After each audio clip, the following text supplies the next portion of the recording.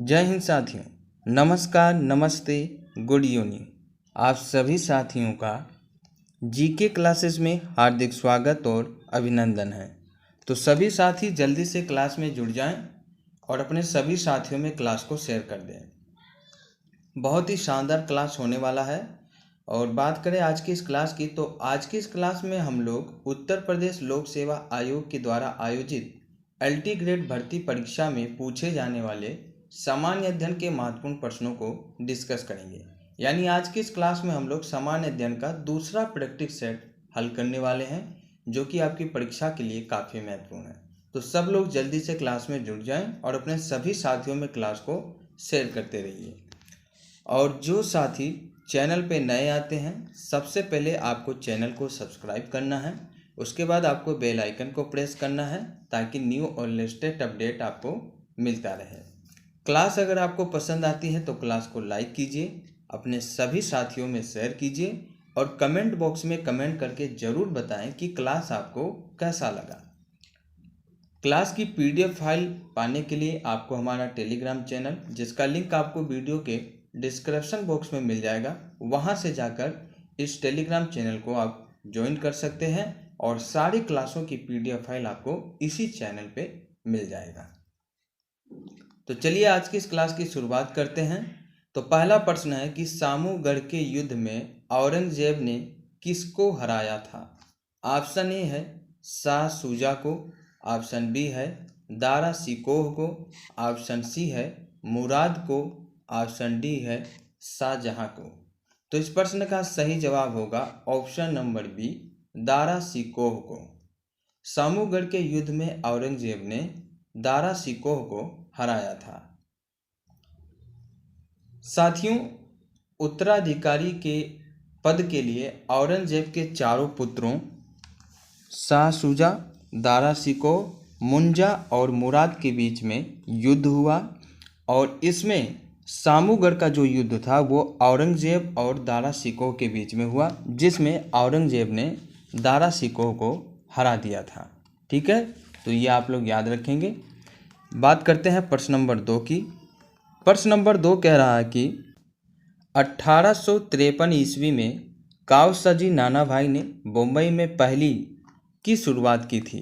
पहली मतलब इनमें से किसकी शुरुआत की थी? ऑप्शन ए कहता है कपड़ा मिल, ऑप्शन बी है पटसन मिल, ऑप्शन सी है चीनी मिल, ऑप्शन डी है लोहा और इस्पात कंपनी की। तो इसका सही जवाब होगा ऑप्शन नंबर ए, कपड़ा मिल।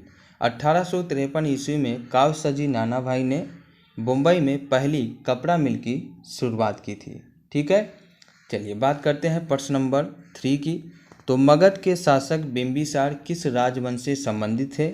ऑप्शन ए है नंद राजवंश, ऑप्शन बी है हर्यक राजवंश, ऑप्शन सी है लिच्छवी कुल, ऑप्शन डी है शिशुनाग वंश। तो इस प्रश्न का सही जवाब होगा ऑप्शन नंबर बी, हर्यक राजवंश। बिंबिसार जो थे वो हर्यक वंश का प्रथम शक्तिशाली शासक था और बिंबिसार की हत्या कर अजात शत्रु मगध का शासक बना। बिंबिसार के समय मगध की जो राजधानी थी वो थी राजगिरह। तो ये आपको याद कर लेना है, इससे भी क्वेश्चन बनता है। मगध की राजधानी क्या थी बिंबिसार के समय? तो राजगिरह थी। चलिए बात करें प्रश्न नंबर 4 की। प्रश्न नंबर 4 कह रहा है कि निम्न में से कौन सा भारत का अत्यधिक बड़ा द्वीप समूह है? ऑप्शन ए है लक्षद्वीप, ऑप्शन बी है मिनिकॉय, ऑप्शन सी है मालाबार और ऑप्शन डी है अंडमान और निकोबार द्वीप समूह। तो इसका सही जवाब होगा ऑप्शन नंबर डी, अंडमान और निकोबार द्वीप समूह। भारत का सबसे बड़ा द्वीप समूह जो है वो अंडमान और निकोबार है। यह बंगाल की खाड़ी में स्थित है। अंडमान व निकोबार द्वीप समूह की राजधानी आपको पता होना चाहिए। इसकी राजधानी है पोर्ट ब्लेयर। ठीक है, इसकी राजधानी है पोर्ट ब्लेयर। और सबसे छोटा जो द्वीप है वो आपका लक्षद्वीप है। लक्षद्वीप ये सबसे छोटा है, सबसे बड़ा अंडमान और निकोबार द्वीप समूह है और अंडमान और निकोबार द्वीप समूह की राजधानी पोर्ट ब्लेयर है। बात करें प्रश्न नंबर 5 की। सेन गुटुटु वन इनका अति प्रबलशाली राजा था।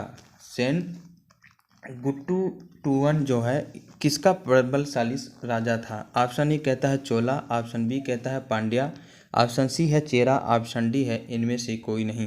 तो इसका सही जवाब होगा ऑप्शन सी चेरा। बात करें प्रश्न नंबर 6 की।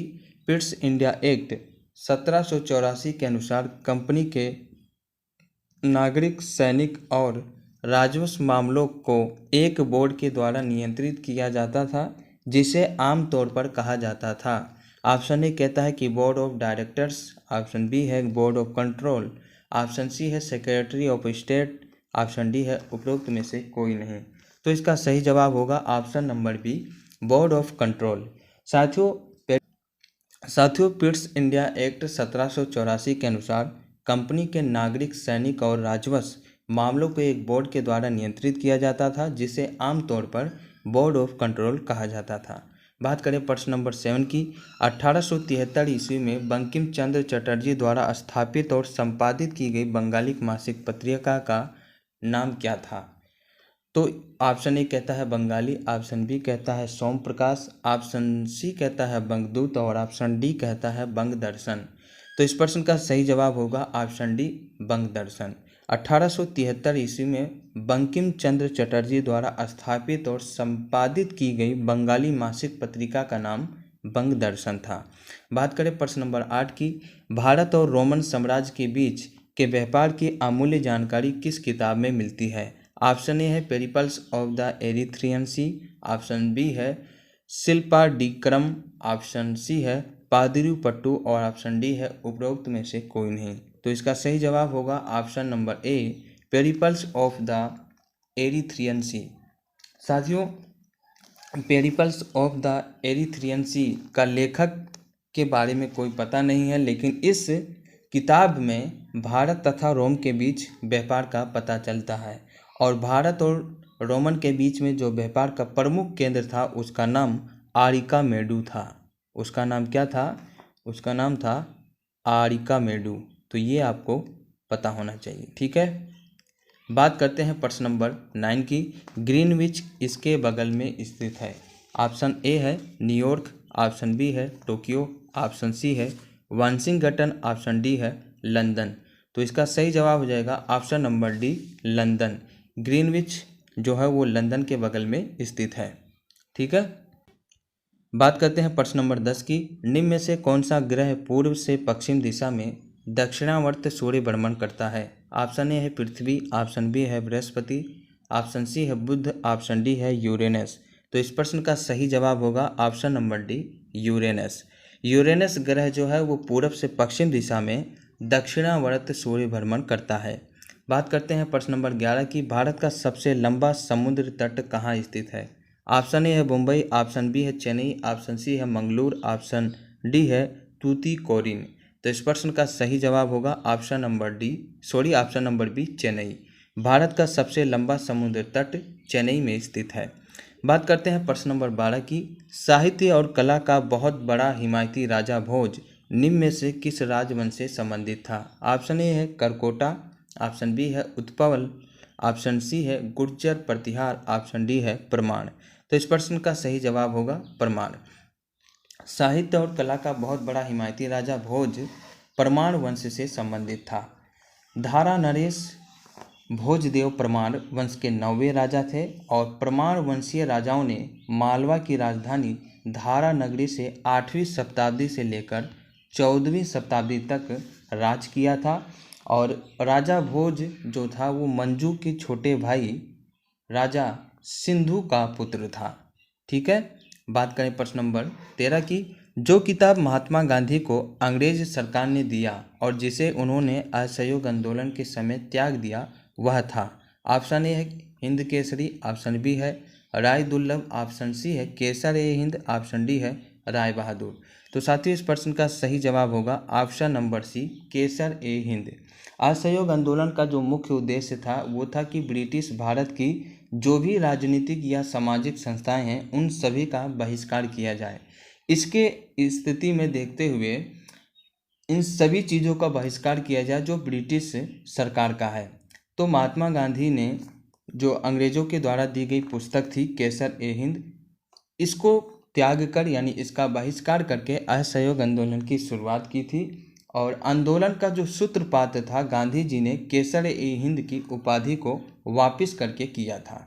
तो ये आपको पता होना चाहिए, ठीक है। बात करते हैं प्रश्न नंबर 14 की। टीपू सुल्तान इस राज्य का शासक था। ऑप्शन ए कहता है हैदराबाद, ऑप्शन बी है मुदेर, ऑप्शन सी है मैसूर, ऑप्शन डी है विजयनगर। तो इस प्रश्न का सही जवाब होगा option number C, Mysore. Tipu Sultan जो था वो मैसूर का राज्य शासक था। टीपू सुल्तान का जन्म 20 नवंबर 1750 को हुआ था। याद रखेंगे आप लोग, 20 नवंबर 1750 को टीपू सुल्तान का जन्म हुआ था और ये मैसूर राज्य का शासक था। कर्नाटक के देवनाहाली में हुआ था। इनका जन्म कहाँ पे हुआ था? तो इनका जन्म जो था वो कर्नाटक के देवनाहाली में हुआ था। उनका पूरा नाम सुल्तान फतेह अली खान साहब था। टीपू सुल्तान का पूरा नाम क्या था? सुल्तान फतेह अली खान साहब था। इसके पिता का नाम हैदर अली और माता का नाम फखरुन्निसा था। बात करें प्रश्न नंबर 15 की। संस्कृत रचना पंचतंत्र का लेखक किसे माना जाता है?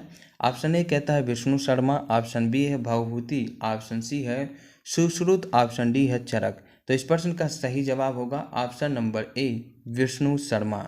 संस्कृत की पंचतंत्र रचना का लेखक विष्णु शर्मा को माना जाता है। विष्णु शर्मा का पूरा नाम पंडित विष्णु शर्मा है और ये प्रसिद्ध संस्कृत नीति पुस्तक पंचतंत्र के रचयिता थे।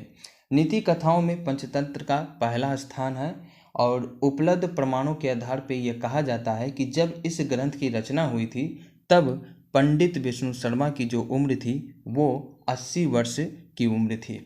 बात करते हैं प्रश्न नंबर 16 की। तो निम्न में से किस भारतीय नेता को पंजाब केसरी कहा जाता है? ऑप्शन ए कहता है लाला लाजपत राय को, ऑप्शन बी है सरदार वल्लभ भाई पटेल को, ऑप्शन सी है रणजीत सिंह को, ऑप्शन डी है भगत सिंह को। तो इस प्रश्न का सही जवाब होगा ऑप्शन ए, लाला लाजपत राय को। लाला लाजपत राय भारत के अपभ्रंश में जन्मे एक प्रमुख स्वतंत्रता सेनानी थे और इन्हें पंजाब केसरी भी कहा जाता था। इन्होंने पंजाब नेशनल बैंक और लक्ष्मी बीमा कंपनी की स्थापना की थी। ये भारतीय राष्ट्रीय कांग्रेस में गरम दल के 3 प्रमुख नेताओं लाल, बाल और पाल में ये प्रमुख थे। बात करें प्रश्न नंबर 17 की। सन 1787 में भारतीय राष्ट्रीय, यहाँ पे भारतीय होगा, सन 1787 में भारतीय राष्ट्रीय समाज कांग्रेस की स्थापना किसने की? ऑप्शन ए है बीजी तिलक, ऑप्शन बी है एमजी रानाडे, ऑप्शन सी है जीके गोखले, ऑप्शन डी है रामप्रसाद बिस्मिल। तो इस प्रश्न का सही जवाब होगा option number B, MG Ranade. सन 1787 में भारतीय राष्ट्रीय समाज कांग्रेस की स्थापना एमजी रानाडे ने की थी। एमजी रानाडे का पूरा नाम महादेव गोविंद रानाडे था और ये भारत के प्रसिद्ध राष्ट्रवादी, सामान्य सुधारक, विद्वान और न्यायविद थे। सन 1787 में भारतीय राष्ट्रीय समाज कांग्रेस की स्थापना हुई थी। बात करें प्रश्न नंबर 18 की। प्रायद्वीपीय भारत का दक्षिणतम बिंदु कन्याकुमारी है। ऑप्शन ए है कर्क रेखा के उत्तर में है, ऑप्शन बी कहता है भूमध्य रेखा के दक्षिण में है, या ऑप्शन सी कहता है मकर रेखा के दक्षिण में है, या ऑप्शन डी कहता है भूमध्य रेखा के उत्तर में है। तो इस प्रश्न का सही जवाब होगा ऑप्शन नंबर डी, प्रायद्वीपीय भारत का दक्षिणतम बिंदु कन्याकुमारी है जो कि भूमध्य रेखा के उत्तर में स्थित है। बात करें कन्याकुमारी की, तो कन्याकुमारी तमिलनाडु प्रांत के सुदूर दक्षिणी तट पर बसा एक शहर है और यह हिंद महासागर, बंगाल की खाड़ी तथा अरब सागर का संगम स्थल है। यहाँ पे भिन्न सागर अपनी विभिन्न रंगों से मनोरम छटा बिखेरते हैं और ये भूमध्य रेखा के उत्तर में स्थित है। बात करें प्रश्न नंबर 19 की। प्रश्न नंबर 9 कहता है कि भारतीय उपमहाद्वीप की 3 महत्वपूर्ण नदियों का उद्गम वृहत हिमालय में मानसरोवर झील के पास है। वे नदियाँ कौन सी हैं? ऑप्शन ए कहता है सिंधु, झेलम और सतलज नदी, ऑप्शन बी कहता है ब्रह्मपुत्र, सतलज और यमुना नदी, ऑप्शन सी कहता है ब्रह्मपुत्र, सिंधु और सतलज नदी, ऑप्शन डी है झेलम, सतलज और यमुना नदी। तो इस प्रश्न का सही जवाब होगा option number C, Brahmaputra, Sindhu और सतलज नदी। भारतीय उपमहाद्वीप की 3 महत्वपूर्ण नदी ब्रह्मपुत्र, सिंधु और सतलज, इन तीनों नदियों का उद्गम बृहद हिमालय में मानसरोवर झील के पास स्थित है। बात करें ब्रह्मपुत्र नदी की, तो ब्रह्मपुत्र नदी तिब्बत, भारत तथा बांग्लादेश से होकर बहती है और ब्रह्मपुत्र का उद्गम तिब्बत के दक्षिण में मानसरोवर झील के निकट चेमायुंगदुंग नामक हिमवाह से हुआ है। अगर बात करें सिंधु नदी की, तो सिंधु नदी का जो उद्गम है वो तिब्बत के मानसरोवर झील के निकट सिनका बाबा नामक जलधारा से माना जाता है। अगर बात करें सतलज नदी की, तो इसका जो उद्गम स्थल है वो मानसरोवर झील के पास राकस ताल से माना जाता है। बात करें प्रश्न नंबर 20 की, निम्न में से किसे कृषि के लिए प्रति हेक्टर सबसे अधिक पानी की आवश्यकता होती है? ऑप्शन ए है जौ, ऑप्शन बी है मक्का, ऑप्शन सी है गेहूं, ऑप्शन डी है गन्ना। तो साथियों इस प्रश्न का सही जवाब होगा ऑप्शन नंबर डी, गन्ना। गन्ना एक प्रमुख फसल है जिससे चीनी, गुड़ आदि का निर्माण होता है। गन्ने के लिए अच्छे जल निकास वाली दोमट भूमि जो होती है वो सर्वोत्तम होती है, यानी गन्ने की खेती के लिए दोमट मिट्टी का प्रयोग किया जाता है। गन्ने की अधिक पैदावार लेने के लिए इसका सर्वोत्तम समय है अक्टूबर और नवंबर महीना। अक्टूबर और नवंबर महीना में अगर गन्ने की बुआई की जाती है तो फसल जो है वो अच्छी पैदावार होती है। तो साथियों बहुत ही शानदार प्रश्न है। सभी लोग क्लास से जुड़ते जाइए और अपने सभी साथियों में क्लास को शेयर कर दीजिए। सभी साथी क्लास को लाइक करेंगे, शेयर करेंगे और चैनल को सब्सक्राइब करेंगे। चलिए बात करते हैं प्रश्न नंबर 21 की। तो प्रश्न नंबर 21 कहता है कि पहले महायुद्ध के किस वर्ष जर्मनी ने रूस और फ्रांस के विरुद्ध युद्ध की घोषणा की? ऑप्शन ए है 1914, ऑप्शन बी है 1915, ऑप्शन सी है 1916, ऑप्शन डी है 1917। तो इसका सही जवाब हो जाएगा ऑप्शन नंबर ए 1914। प्रथम विश्व युद्ध 1914 से लेकर 1918 तक मुख्य तौर पर यूरोप में लड़ा गया और यह महायुद्ध जो था वो यूरोप, एशिया, अफ्रीका इन 3 महाद्वीपों द्वारा समुद्र, धरती और आकाश में लड़ा गया था। बात करें प्रश्न नंबर 22 की, तो प्रश्न नंबर 22 कह रहा है कि भारत की इंटीग्रेटेड मिसाइल विकास योजना किस साल में डॉक्टर APJ अब्दुल कलाम की अध्यक्षता में प्रारंभ हुई? ऑप्शन ए है 1979 या 80 में, ऑप्शन बी है 1980 या 81 में, ऑप्शन सी है 1981 या 82 में, ऑप्शन डी है 1982 या 83 में। तो इसका सही जवाब होगा ऑप्शन नंबर डी 1982 और 83 में। Integrated guided missile development programme घोषित परमाणु राज्यों के बाद के मिसाइल कार्यक्रमों में से एक है। जुलाई 1983 में भारत ने स्वदेशी मिसाइल के बुनियादी ढांचे को विकसित करने के उद्देश्य के साथ समन्वित निदेशित प्रक्षेपास्त्र विकास कार्यक्रम गाइडेड मिसाइल डेवलपमेंट प्रोग्राम की शुरुआत की थी और इसकी अध्यक्षता डॉक्टर APJ अब्दुल कलाम ने की थी और ये 1982 और 83 में प्रारंभ की गई थी। चलिए बात करते हैं प्रश्न नंबर 23 की। प्रश्न नंबर 23 कह रहा है कि बटरफ्लाई शब्द किस खेल से संबंधित है? ऑप्शन ए कहता है कबड्डी, ऑप्शन बी है तैराकी, ऑप्शन सी है मुक्केबाजी, ऑप्शन डी है कुश्ती। तो इस प्रश्न का सही जवाब हो जाएगा ऑप्शन नंबर बी, तैराकी। तरण या तैराकी एक जल क्रीड़ा है और बटरफ्लाई स्ट्रोक इसी के अंतर्गत आता है। इस स्ट्रोक में दोनों बाजू जो होते हैं पानी की सतह के ऊपर इकट्ठे आगे से पीछे ले जाने पड़ते हैं। मतलब ये कि बटरफ्लाई जो शब्द है ये तैराकी से संबंधित है, क्योंकि इसमें क्या होता है कि जब तैराकी किसी जल क्रीड़ा में स्थित होता है तो अपने दोनों बाजू से पानी की सतह को आगे से पीछे ढकेलता है, तो ऐसा लगता है कि जैसे बटरफ्लाई उड़ती है, उसी तरीके का दृश्य होता है। इस वजह से ये शब्द जो है वो तैराकी से संबंधित है। बात करते हैं प्रश्न नंबर 24 की। प्रश्न नंबर 24 कह रहा है कि भारतीय संविधान के अनुसार निम्न में से कौन संसद के दोनों सदनों को किसी एक सदन को स्थगित कर सकता है? मतलब ये भारतीय संविधान के अनुसार निम्न में से कौन ऐसा है जो संसद के दोनों सदनों को या फिर किसी एक सदन को स्थगित कर सकता है? ऑप्शन ए कहता है राष्ट्रपति, ऑप्शन बी है उपराष्ट्रपति, ऑप्शन सी है लोकसभा का अध्यक्ष, ऑप्शन डी है प्रधानमंत्री। तो इस प्रश्न का सही जवाब होगा ऑप्शन नंबर ए, राष्ट्रपति। राष्ट्रपति जो है संसद का एक अभिन्न अंग है और इसे निम्न विधायिकी शक्तियां दी गई है। इसमें पहला है संसद के सत्र को आहूत करने, सत्रावसान करने तथा लोकसभा भंग करने की संबंधित अधिकार जो है राष्ट्रपति को दिया गया है। दूसरा अधिकार है कि संसद को एक सदन में या एक साथ सम्मिलित रूप से दोनों सदनों में अभिभाषण करने की शक्ति राष्ट्रपति को दी गई है। इसमें तीसरा अधिकार है कि संसद के दोनों सदनों या किसी एक सदन को स्थगित कर सकता है राष्ट्रपति। तो इसका सही जवाब होगा ऑप्शन नंबर ए।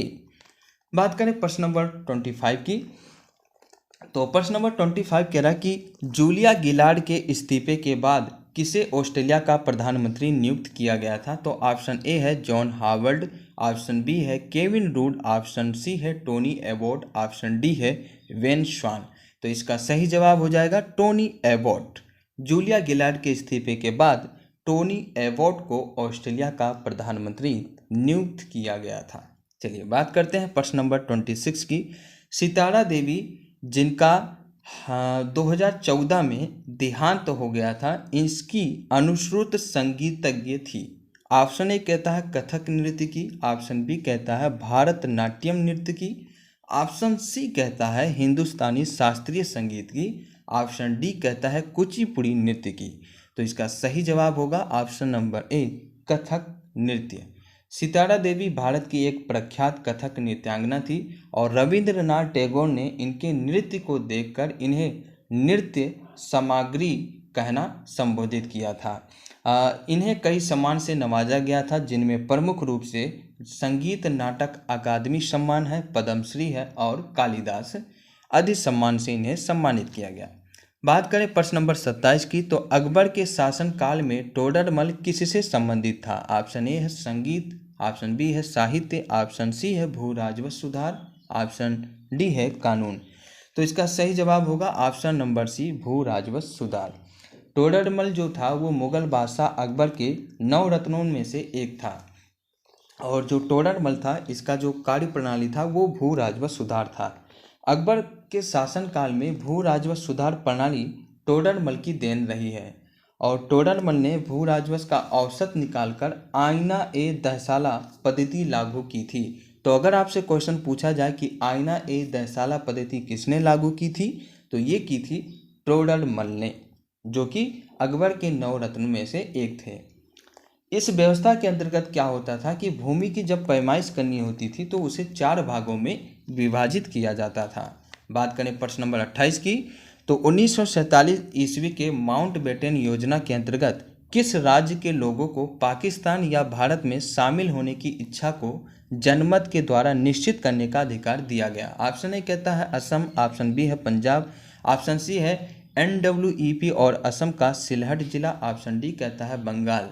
तो इसका सही जवाब होगा ऑप्शन नंबर सी NWEP और असम का सिलहट जिला।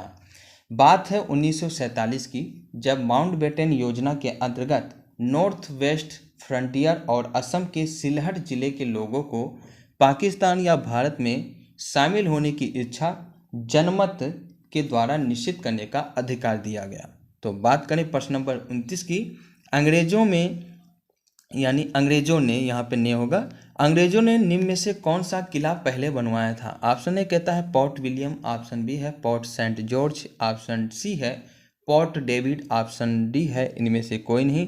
तो इसका सही जवाब होगा ऑप्शन नंबर ए port William. Port William Bharat में अंग्रेजों द्वारा बनाया गया पहला किला है और यह कोलकाता में हुगली नदी के तट पर स्थित है। तो यहाँ से 2 प्रश्न आपसे पूछा जा सकता है कि पोर्ट विलियम जो है वो किस नदी में के तट पे स्थित है? तो हुगली नदी के तट पे, और हुगली नदी कहाँ है? तो ये कोलकाता में है। इसे इंग्लैंड के राजा विलियम तृतीय के नाम पर बनाया गया था। तो यहाँ से एक और प्रश्न बनता है कि इसे इंग्लैंड के किस राजा के नाम पे बनाया गया था? विलियम तृतीय के नाम पे।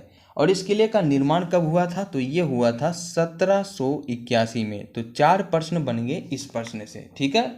चलिए बात करते हैं प्रश्न नंबर 30 की, जो कि आज की इस क्लास का आखिरी प्रश्न है। चाणक्य और किस नाम से भी जाने जाते थे? बहुत ही महत्वपूर्ण प्रश्न है, बहुत ही ज़्यादा महत्वपूर्ण प्रश्न है ये, ठीक है। ऑप्शन ए कहता है समुद्रगुप्त, ऑप्शन बी कहता है अमर सिंह, ऑप्शन सी है विष्णुगुप्त, ऑप्शन डी है कुमारगुप्त। तो इसका सही जवाब होगा ऑप्शन नंबर सी विष्णुगुप्त। तो साथियों चाणक्य को कौटिल्य तथा विष्णुगुप्त के नाम से भी जाना जाता था। चाणक्य को विष्णुगुप्त और कौटिल्य इन तीनों नामों से जाना जाता था। चंद्रगुप्त के गुरु और चंद्रगुप्त मौर्य को शासक बनाने का जो श्रेय जाता है वो चाणक्य को ही जाता है। इनके द्वारा रचित अर्थशास्त्र संपूर्ण मौर्य काल की जानकारी देता है और राज्य के सप्तांग सिद्धांत का प्रतिपादन भी चाणक्य ने ही किया था।